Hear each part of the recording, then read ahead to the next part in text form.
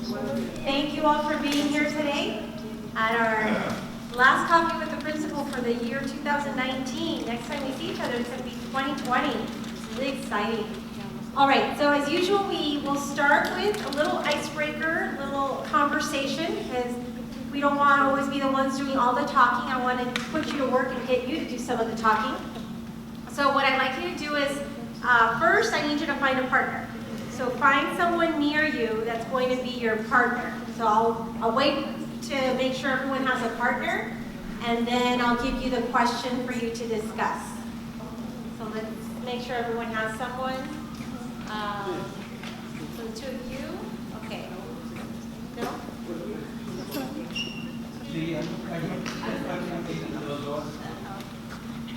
Two, good. Okay, and Ms. Martinez will help me make sure everyone has a partner. Otherwise, we'll be your partner.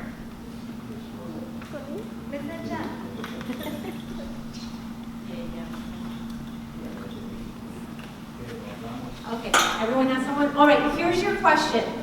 Or here's what I want you to discuss with your partner.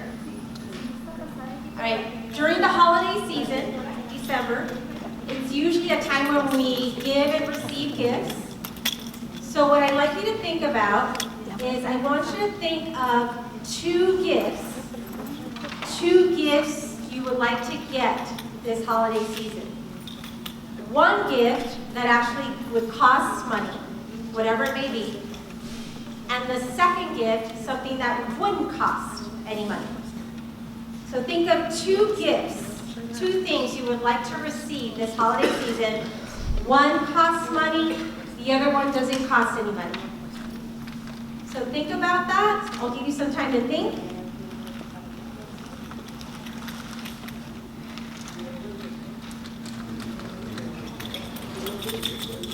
Okay. Hopefully you picked your two things. Okay, now talk to your partner and share. What are the two things you would like? One that costs money, one that doesn't cost money. Go.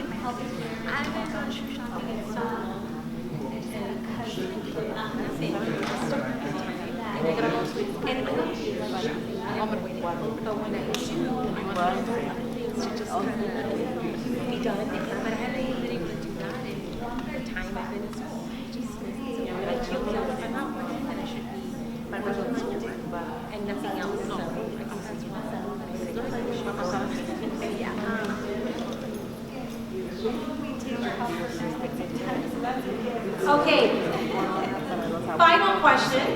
Hopefully you both had a chance to share. All right, now, final question. Each of you, between those two gifts, the one that costs money and the one that doesn't cost money, if you had to, be honest, if you had to choose between one of those two, which one would you prefer? If you could only have one of those two, which one would you prefer? Share with your partner now.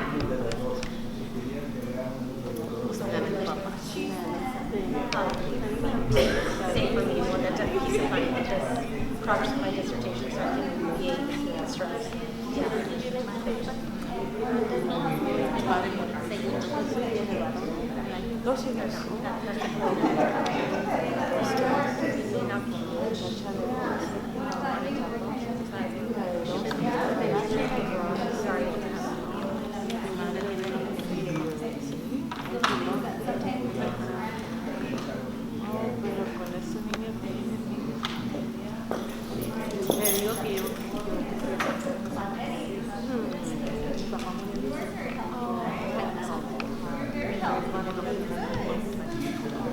Sí,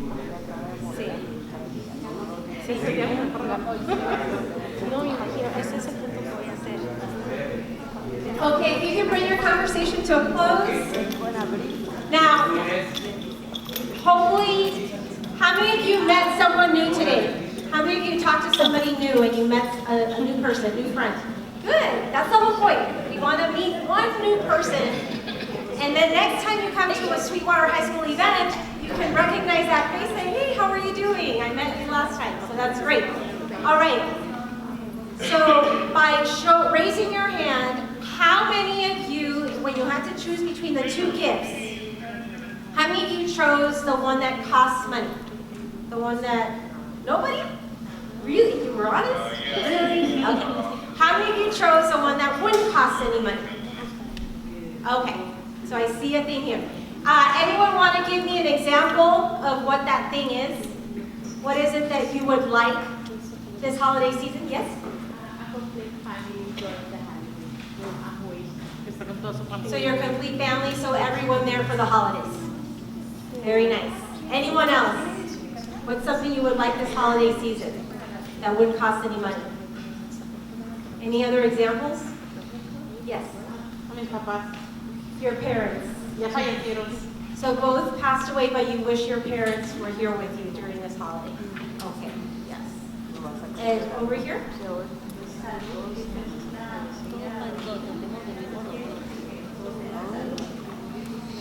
Yes, so health. She wants good health for everyone in her family. Yes. So notice that the thing that we value most are the things that don't cost any money.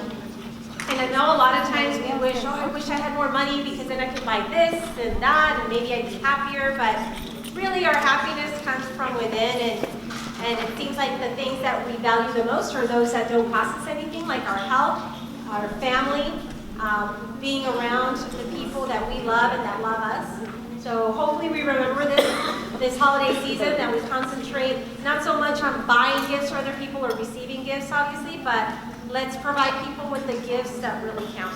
So thank you for providing me with the gift of being here this morning, because that, again, makes me very happy when I see our parents coming in to Sweetwater High School, whether it's for a meeting or to volunteer or just get information, and we work together to help our students. So with that, we'll start with our agenda for today. We're going to have here a guest speaker. One of our school psychologists, Dr. Nancy Walter, is here with us today, and she's going to talk to us about special education. I know it's a topic that continues to come up during not just this meeting, but other meetings as far as how we can provide support to our students who have special needs and emotional support systems for students. That's really for all of our students, whether they have an IEP or not. So with that, Dr. Walter.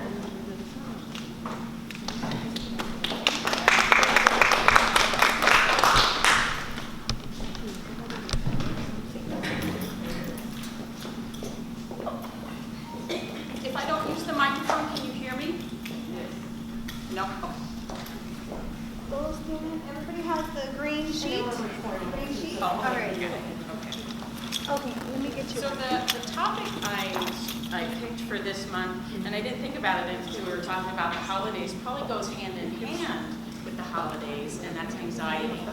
A lot of us feel very anxious at this time of year, and we worry about, are we going to get the right gifts for people? Are we going to have the right food for people?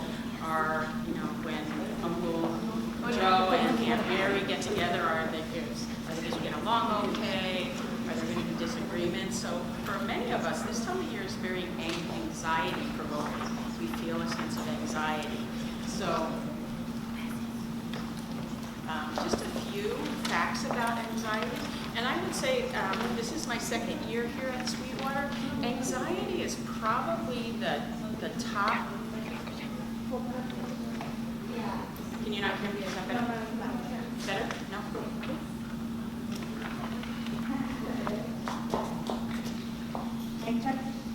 Can you hear me? Yes. Yes? Okay, so like this? Is this better? Okay. Okay. So I would say the subject of anxiety is probably the question that I get asked about the most from parents, teachers. Sometimes the counselors will come in to brainstorm a little bit about anxiety. It's a very common question that we all have, and I think in part that's because we all have anxiety. There isn't anyone here that has not experienced anxiety at some point in their daily life. One of the things that's interesting is that girls, female students, tend to have more anxiety than boys. And in some different areas, it's actually 2-to-1 or 3-to-1. So you might have 3 girls for every boy who is experiencing anxiety. And I don't know, we don't know why that is, whether it's, as women, we tend to be the caretakers and we tend to worry more, I think, which brings about anxiety more.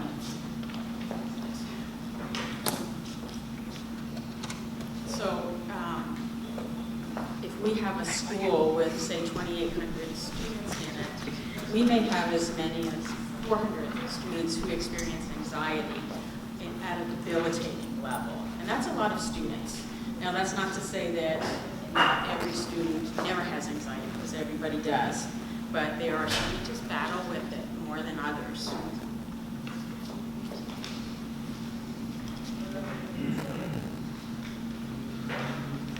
Have you ever thought about what anxiety is? I mean, we all feel it. We have all experienced it. But what is it? And it's actually, and I want to make sure I emphasize this word, it's a normal reaction to stress. So the times that you feel anxious, the times that you feel stressed, that's completely normal. And that's appropriate because there's something that's worrying us, causing us to feel stressed. And that's just our body's normal reaction to stress. So there's nothing abnormal or unusual about that. When it does become an issue is when it's excessive. And by that I mean, let's say during the last 6 months, if a student or an adult has had feelings of anxiety that are debilitating for more than half of those 6 months, then that raises a red flag. Then that's something that maybe we become concerned about. If you find during say a month that you're not able to do the things that you need to do more than 15 days, that could be a red flag. For a student, if they're during a month, they have feelings of overwhelming anxiety more than half the month, then that's something we would worry about and we want to look into and help them figure out ways to address the anxiety.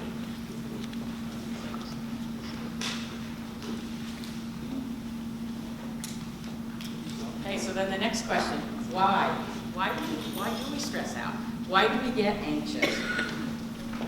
I think it's more of our perception of a difficult situation, a dangerous situation, something that we're not sure if we're going to be able to address the way we want to, if we don't feel that we have the resources. And I think for students, the number one reason that they get stressed out is, just an example, yesterday I was talking to a student and he was having difficulty in his biology class. And so as we were talking, I said, have you let your teacher know? Because I know that she would want to help you. And he said, no. Do you ever ask a question either during class or after class? And he said, no. How about when you're working in groups? Do you ever ask questions or participate then? And he said, no. And I said, why? What keeps you from doing that?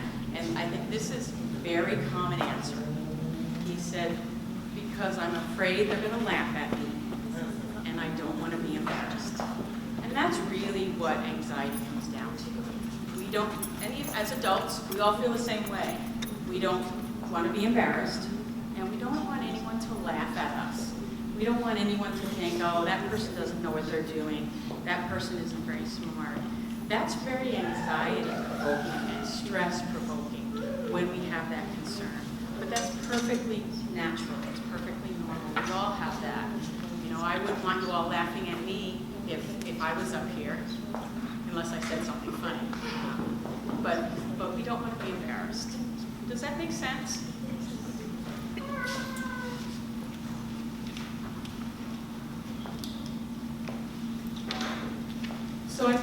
list of just some different things that are stressful. And I was going to maybe talk a little bit, but in the interest of time, we'll just maybe go through a few. So I think for students, things that are anxiety provoking or that stress students out are their classes, of course. Fitting in is a big one for our high school students. Friends are very important at this age. Their peers are very important. It goes back to my example of we don't want anyone laughing at us. Very important for high school students that they feel like they fit in and that they have friends. I think for us as adults, there might be some other things up here that stresses us out or that causes us anxiety or stress. Probably the number one or among the top ones for all of us in this room would be finances. We worry, especially at this time of year. Are we going to have the money that we want or that we need to buy the presents and the food and the gifts that we want to give the people that we love most, that are most important to us? Work is also a thing that stresses us out, whether we don't have enough work or have too much work. Both are equally stressful and anxiety provoking. Relationships with families at this time. A lot of times it's a big issue, whether our parents are not here or whether they're so far away they can't come, or whether we have children who have left the house and are too far away to come back, or maybe we've had issues with some family members, and so we want to make sure we don't have a fight with them at Christmas dinner or family dinner, and so we worry about things like that. Major decisions, maybe we know that we're going to have to move in a couple of months, and where we're going to move to, how am I going to find a place with enough bedrooms that I'm comfortable with, that works for me, and that we can afford as a family. So these are big issues.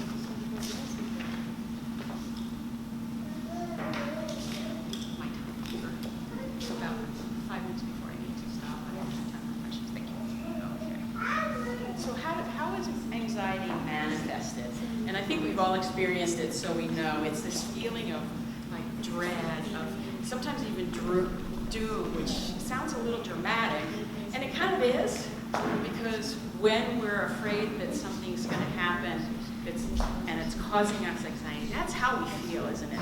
We have this sense of, oh my gosh, this is going to be the worst thing that ever happens to me, and I'm going to be embarrassed, or I'm going to fall on my face, or I'm going to fail, and it really worries us. A lot of students, and I've seen adults do this too, there's almost a feeling of suffocation. So if you've ever been having a conversation with somebody and they're really anxious, and they might do something like this, they might hold their chest, they might be breathing very heavily, they might have a hard time talking. Those are all symptoms of anxiety and stress, and very common, but some of it is just realizing that, understanding, so that we know what to do.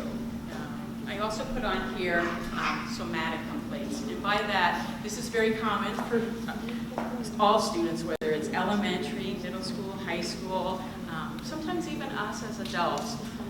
I have a stomach ache, my head hurts, I don't know, I just don't feel right. These are things that are more,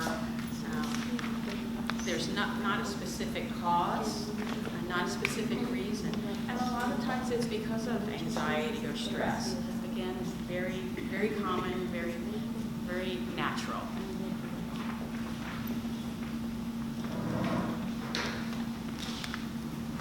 Okay, I wanted to spend a bit of time talking about, well, what can we do? We can talk about a problem all day long, but how can we address it? How can we manage it?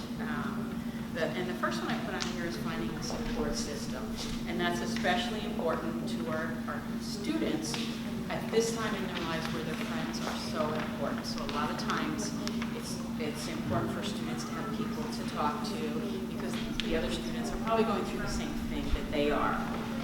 But I think the number one person or people in a student's life to help them with this are the parents or grandparents or extended family, the adults who have a different perspective, who've kind of already been through it.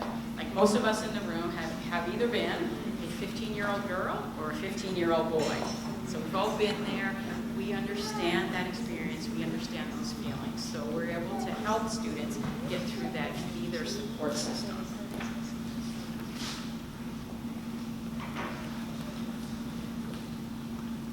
So change your attitude. And I know that may sound a little trite, but I always think of it as just positive visualization. So just on a personal level, if I'm going to have a meeting or be doing something outside work that I know is going to be difficult for me, I picture myself succeeding. I picture myself doing well and just getting through it and have, if, like, for example, I would bring a presentation, I picture myself reaching out and connecting with the audience. I picture people who are listening, learning something, and I picture myself being able to help people. And that helps me. I think that helps our students as well. And I will sometimes talk with students about that. Okay, so you have this test tomorrow, you're really stressed out about it. Okay, so let's kind of go through it. So you walk into class, you sit down, let's picture the first question. And then you read the question and you think, I got this. I know what this is because I've been participating, I studied, I did my part. This is my answer. You're going to write down, or you're going to circle it, or whatever the response may be, and then you move on to the second question, and it's the same thing. And at the end of that class period, you can picture yourself, you've got an A or a B or whatever grade you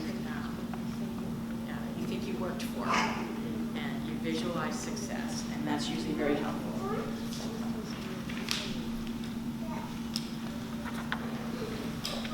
Okay, now, be realistic.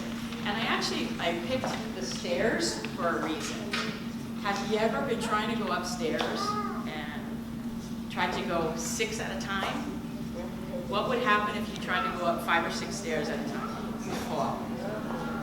You know, maybe if for a flight of stairs, you could go up 2, but at the time, you're kind of out of breath. You might need to slow down and just go 1 at a time. It's important to take things a step at a time and to not do too much. We all have a tendency to try to take on everything. We try to take on the world, and we try to do 1,000 things. And sometimes that's not realistic. So it's important to be realistic and to do what you can. An example this week, I was talking with a student who in one of his classes had 28 missing assignments. And so I said, okay, well, what do you think we can do about this? And he said, well, I can do them. I said, well, 28's a lot. I don't know, honestly, if you're going to be able to do 28 in the next couple of days. What might be realistic? Honestly, what do you think you can do? He said, I can probably do 4 or 5. You know what? That's great. Make that your goal and aim for that. Doesn't mean I don't want him to do all the missing assignments, but we want our students to be successful, and that's important. And the same for us as adults.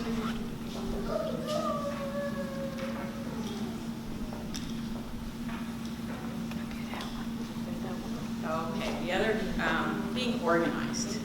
I know most of our students have the opportunity this year to get like a calendar and organizer, and those who use it, it is very helpful.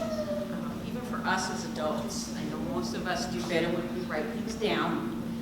It just helps us visualize the list that we have so we know what the tasks are. For myself, I come in most Saturdays because I'm so busy during the week that my desk looks like a tornado passed through it. And so on Saturdays, I go through everything, I get myself organized, and so when I leave on Saturdays, it's probably the only time of the week my desk is clear. But that makes me feel better. That helps me. It gives me time if I need to call people back. I often do it on a Saturday. If I need to respond to a teacher, if I haven't had time during the week, I'll do it on a Saturday. That's just an organization strategy that I use for myself. And for many of us, it's important to figure out what works for us. And everybody's going to be different. What works for me might not work for you, might not work for your student. It's a matter of figuring out what is best for you. There isn't a one-size-fits-all solution for anxiety and stress. We all have to figure out what works for us.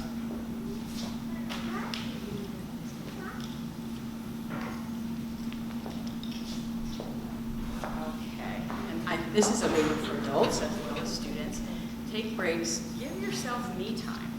You know, sometimes do you ever come home at night and you realize, oh my goodness, I got up, I did this for this person, that for that person, this and this and this. I got my kids ready for school, I drove them to school, I cooked breakfast, I got everybody off and with everything. I got their lunches made, I did everything I needed to.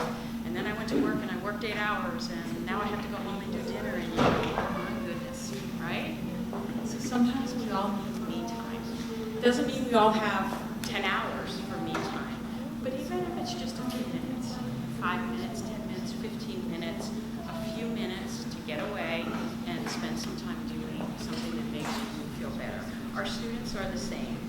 So an example for students, I would say, a lot of times when they come home from school, they're tired, they're kind of stressed out, they've been working hard all day. Maybe they need a few-minute break before they do their homework, and that's okay.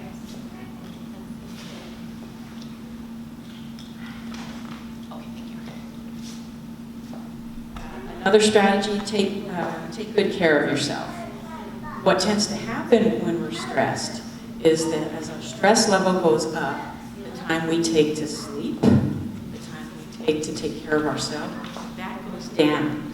You know, I think we can all relate to having spent a sleepless night and you're staring at your ceiling most of the night. And it's the time when you need sleep the most, but you're not getting it because your mind doesn't stop. So take time to take good care of yourself. Exercise, get some sleep, relax, do the things that you need to do. Same for students. I'm gonna skip a little bit here.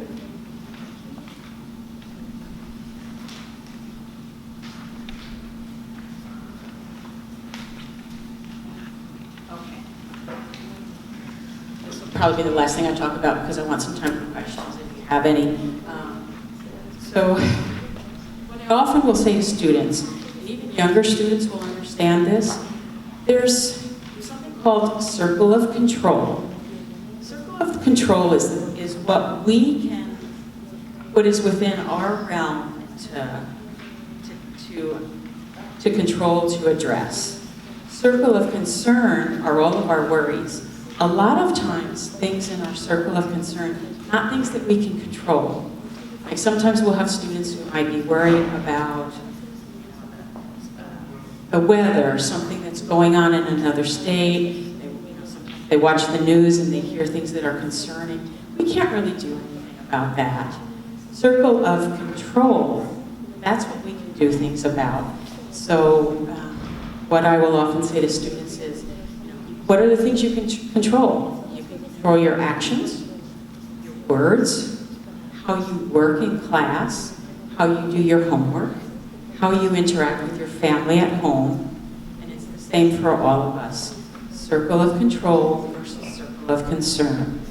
Now, there's also something called circle of influence, where we can give input on things, but maybe it's not our decision.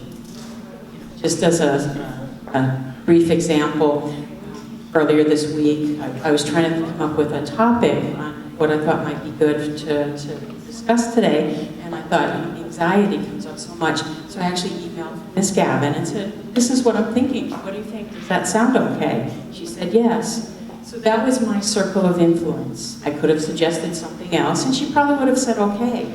Or she might have been aware of something that is an issue or an area of interest for our parents that you all might be interested in hearing about, and she would have suggested that, and that would have been okay too. So that's circle of influence. For you all, circle of influence with your students is maybe setting up an appropriate environment to do homework. Circle of influence would be the noise level in our homes. Is there a place for our students to have some quiet time so that they can read, so they can concentrate and do their homework? Okay? And I know I just have a few minutes left, so I wanted to make sure we had some time for questions. Any questions? And I'll hang around at the end as well, but any questions about anything?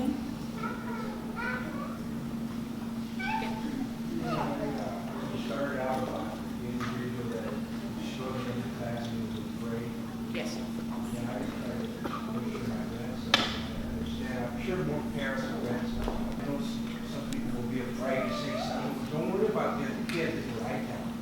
You know, whatever you think about you, you're the one that's going to fail or pass the class. Not don't worry about it. You know, care for them, but at least talk to the teacher after the class. You cannot.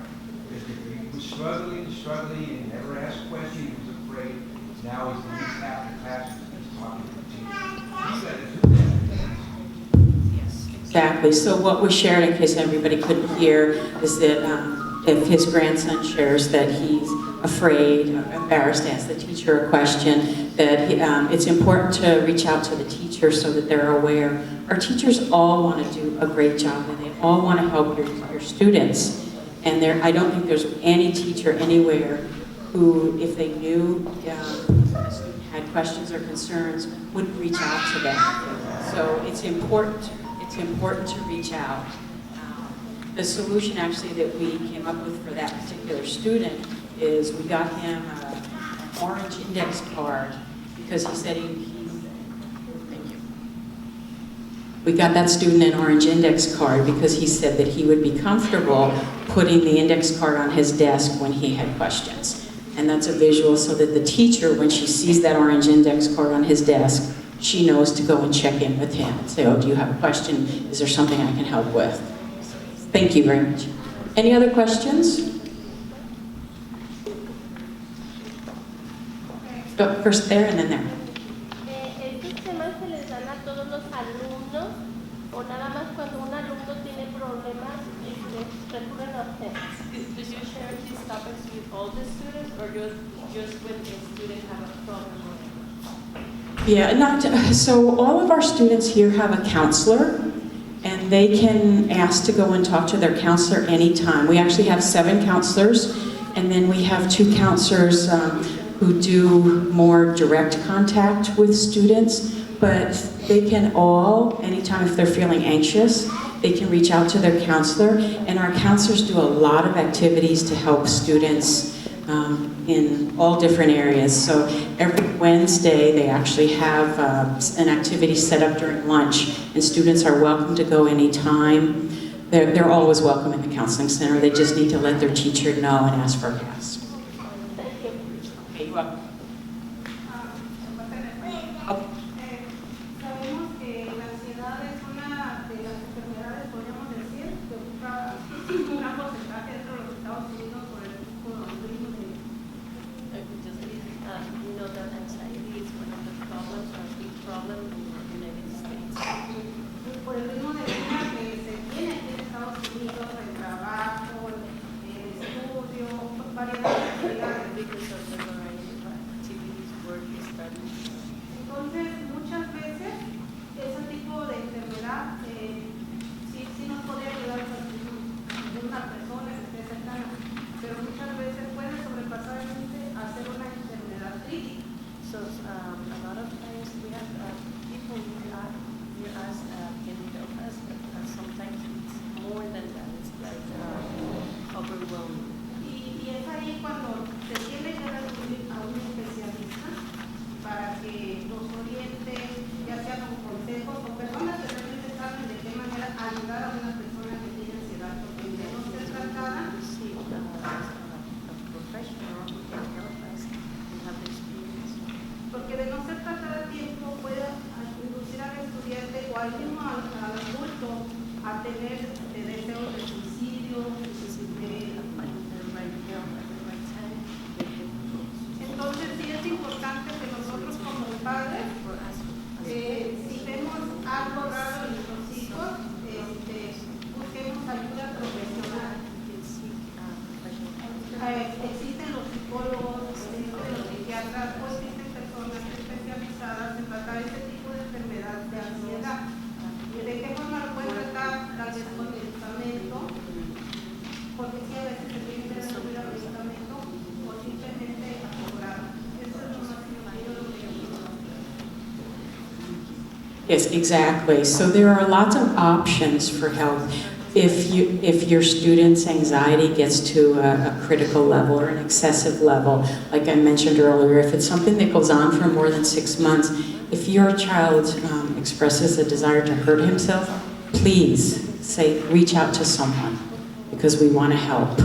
We often do referrals to the Family Resource Center here in National City, and they're able to connect students with psychiatrists if they think there's a need for medication. They're good for connecting people or families with counseling if the whole family needs assistance. So there are lots of options. So, anything else? I think let's talk afterwards. Okay, thank you. Thank you so much. We just want to keep everything in order. So now we're going to introduce Ms. Maribel Arroyo. She's our head counselor here on campus. Good morning, everybody. How's everyone doing today? Good, good. So one of the things I just passed out was a copy of our counseling center handout, a little brochure for you, and hopefully you might find this helpful. It includes for you a copy of the list of the counselors on our team, including what alphabet they work with, so you can see who your student's counselor is. And it also includes a little bit about our duties, our caseload, but most importantly, the last page, that looks like this, includes the services. As I've come in on the monthly coffee with principal meetings and shared, we have different things going on every quarter in the counseling center. And those support services are tiered off by school-wide support services as they lead up to smaller groups and eventually more individualized support. So in the last couple months, I've shared with you that we've been working with our 9th graders. So this would be what we call our Tier 1. Tier 1 in the back is services that all of our students have access to receive. So a couple months ago, I shared with you, we started meeting with all our 9th graders, and we did just finish our meetings this week. So if you have a 9th grade student, I encourage you to please ask them to show you their graduation plan. With their counselor, they have opportunity to sit with us to go over the graduation requirements, the A through G college admission requirements, learn about how to access resources on our campus as incoming 9th graders, and most importantly is map out what technically is called a 6-year plan, because it includes classes that they may have taken in middle school that count towards graduation in college. And then we went through what they're taking in 9th grade and projected goals for 10th, 11th, and 12th. So please, if you have a 9th grader, encourage them to show you their 6-year plan. If you have any questions or concerns, please don't hesitate to reach out to their counselor to set up an appointment, and we'd be happy to go over that 6-year plan with you and your student as well. And for those of you that have 10th graders, our school-wide career lessons have also concluded this week with our 10th grade career interest survey. So some of you that come to the monthly meetings have heard me talk about us going out and meeting with our 10th graders, doing a personality interest survey so our 10th graders could see what careers they're interested in, and even doing a budgeting activity with them so they could budget what kind of lifestyle they want down the road. So all those of you that have a 10th grader in the room, the kids have that activity done. And again, please don't hesitate to reach out to their counselor, because we'd be happy to go over the information covered in the activity. Your student does have that in a Google Classroom format, so access to everything, including our presentations, the handouts that were given to the students at that time. Our 11th grade meetings will begin in the spring semester, preparing our students to get ready for graduation and the options of going on to a 4-year university, of course, in the research. And of course, we have already met with all of our seniors in the individual meeting. Our Tier 2 is more individualized additional support. So when we see that our students are failing a class, or they failed a class or earned a D, then the counselors and I evaluate those credits, look at their transcript, and recommend credit recovery or summer school. Some of you may have your students that attended credit recovery this fall, and the credit recovery should be resuming this week. So those of them that finished a credit to recuperate a D or an F should have that credit done by today, would be the deadline for credit recovery.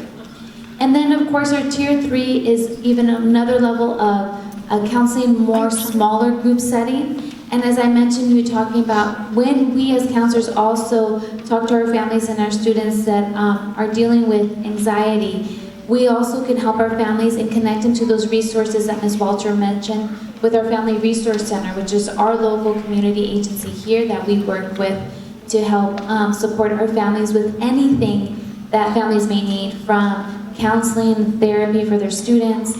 Our Family Resource also offers a lot of other amazing resources, from housing information to legal information for anybody that wants to learn more about the legalization with having undocumented students and what rights a family has. A very safe place for all our families to get a multitude of services and support. So again, in your little brochure, please don't hesitate to reach out to your student's counselor, schedule a time to meet, and we'd be happy to go over any of these services with you. And I do want to go ahead and also leave you with our Wellness Wednesday tip. So this went out through Jupiter Grades to students and parents. And this is just a friendly reminder that the holidays, although it's a very special time, a time that we spend with loved ones, family, and friends, it could be a time that brings up a lot of emotions for individuals. So through the Jupiter Grades Wellness Wednesday message that went out, there is a link where you could access support services to help, especially any families and students that may be dealing with grieving of loss of a loved one. And maybe during this time it's bringing up those emotions. There's an array of resources. But again, if you can't access that information, don't hesitate to come by the counseling center, and the student's counselor would be more than happy to help you with that. So just a couple things from our academic career to our wellness information. Are there any questions for me? No? Okay. Well, thank you so much. Everybody have a wonderful day. Thank you very much. Ms. Martinez, did you want to come talk about the two things that we have going on? Yeah, next week we have Healthy Talk on Wednesday at 8:30 in the morning. So come and take advantage of this, because you can talk one-on-one with the principal and other staff member, and you can ask questions. And if you have concerns or ideas, you can share. Also, next week we have on Thursday, we have safety meeting, and we talk about everything that is happening in the school. And we have parent volunteers that supervise during lunch and nutrition break. So if you would like to like to become a parent volunteer, you can help us supervise during that the breaks, the lunchtime. And there is Alma Gomez, who is our lead and a parent lead in supervising our school. So she's going to share something about supervising. Buenos días. Más que nada para hacerles una cordial invitación y puedan venir, ¿verdad?, a patrullar.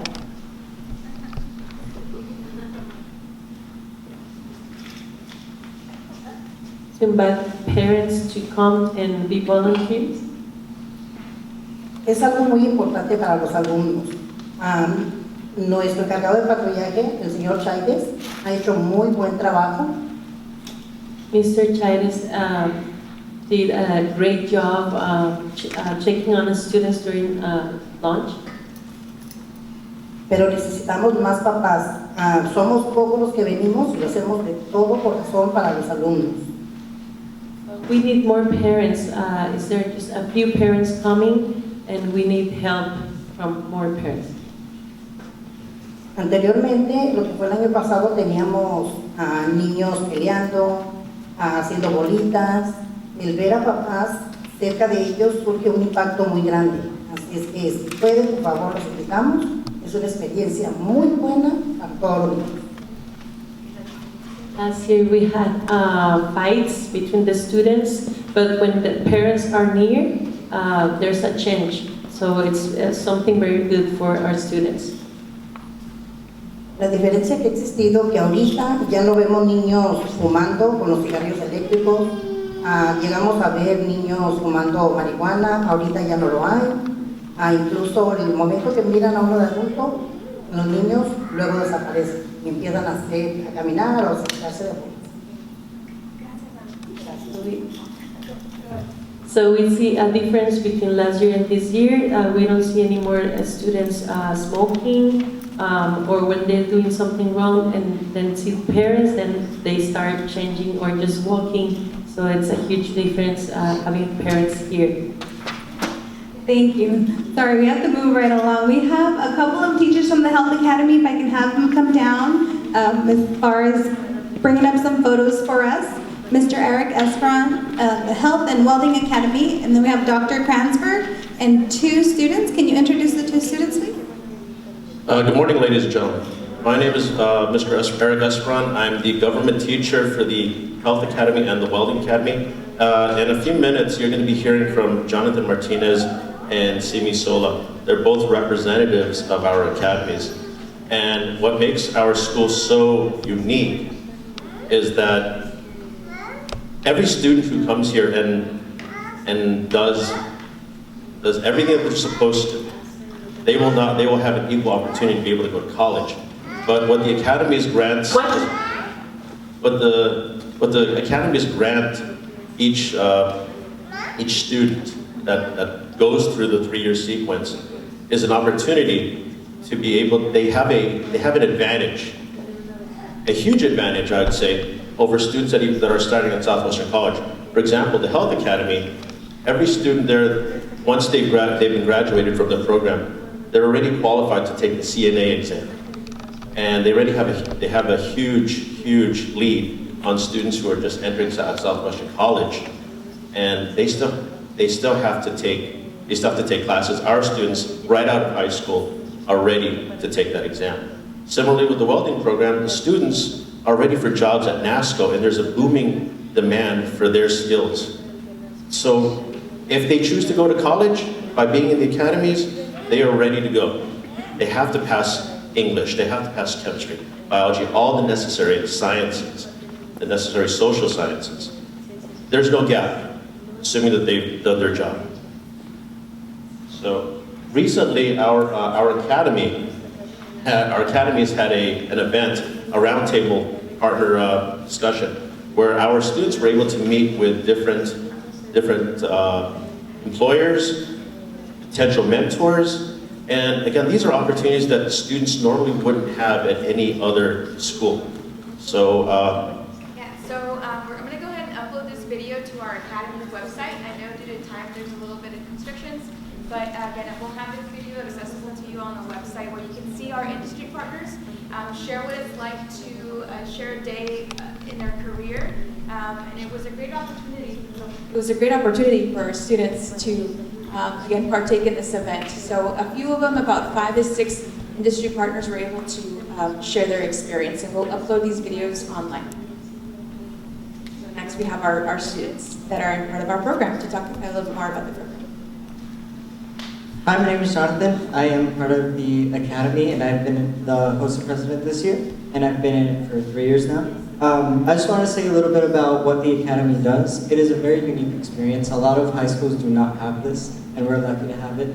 Basically, you start off in health occupations where you learn how to treat basic injuries, you learn how to do CPR, you actually get CPR certified.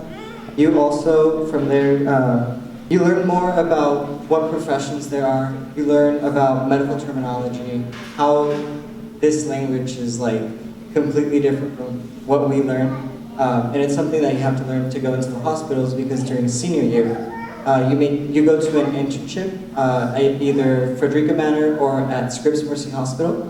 And the first semester you learn all the skills you need to be in a hospital setting. And after that, you then go to the hospital, and from there, you can learn a lot of great things in those internships. You get to learn from actual professionals that are in that career that you want to be in, and it helps you out because it really shows you if you're going to be able to do it or not, and it shows you all the options that are available for you.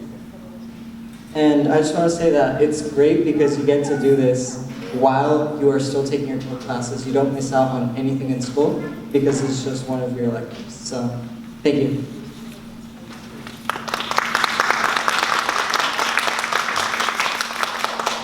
Hello, my name is Simi. This is my 3rd year in the Welding Academy. The Welding Academy is just it helps kids understand more about life, and how to grow up faster. Because even though you're in school and you're taking your regular APG requirements, this class helps you learn already what most people are learning in their 20s, or a job. And, after high school, the teacher, Mr. Fajardo, he will help you out with anything. All you have to do is he said, as long as you pass his class, he'll help you get a job after high school. And right now, he's helping a lot of kids with their internships with NASCO, a couple other companies, and he's helping a lot of kids with trying to get a scholarship at ETI, and a lot of stuff. Welding helps you learn basic things in life before other people do. Without the Welding Academy, only class we'll have as an academy is health. I mean, health is good, but the Welding Academy teaches you health. It helps you learn how to be safe, learns how to use certain technology that other people don't know, and it helps you get jobs that you'll learn at 23. It'll give you a lot of money. I know the world is not a lot about money, but it helps you out in life. Thank you.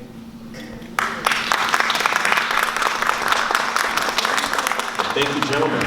Again, two very, very unique academies, but it results in a quality product. And I'm being cut off. All right, thank you.